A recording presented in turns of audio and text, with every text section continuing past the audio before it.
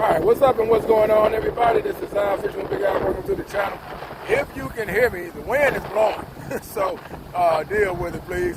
But anyway, you'll get the gist of what I'm talking about. This right here that I'm showing you is a variation of something called the knocker rig.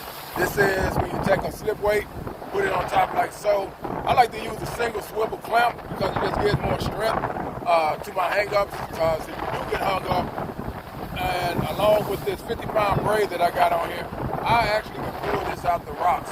And my only thing that will happen a lot of times, if I do get hung up and it's by the hook, since I'm using a size 3, it will give and it'll open up and release itself. Now, if I get hung up with the weight, then that's a whole different matter. Either it's coming out or it's not. But a lot of times, if I'm just using this hook itself, then it will release it, and then I'll take some pliers, and then I'll just bend it back in shape as close as I can get it back to looking like it was. And then I'll use it and cast it back out, and then continue fishing. But using this rig, the reason why I use it, and the reason why a lot of other fishermen use it, is because when you're fishing something like a jetty, and you know you're going to be fishing close to the rocks, like right now we got sheep's head running. The sheep's head are going to be close to the rocks, right? You see all that right there? That's where they're going to be close to. So what you're going to do is you're going to cast, and this is the other thing you can do with this, cast about 20 feet in front of the rocks. That's another plus. A lot of people think you're supposed to cast right at the rocks. No, cast about 20 feet in front of the rocks.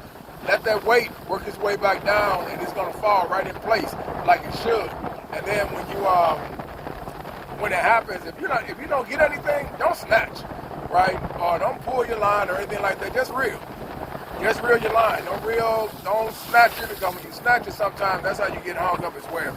And that weight probably was ready to free itself, but when you snatch it, you put it right into the crack, and now it's jammed, and a lot of people lose their line. So right now, I'm out here waiting on the sheep's head to hit. And as I'm looking up and down, I'm seeing people do exactly what happens when you Carolina rig and when you use another rig setups. A lot of them are breaking their lines off, they're cutting them, and things like that. But when you're using this, I've already cast about 4 times with my Carolina, and I have not got hung up. I mean, not Carolina, but with this rig setup right here, and I've not got hung up not once. So knock on wood, because it will happen.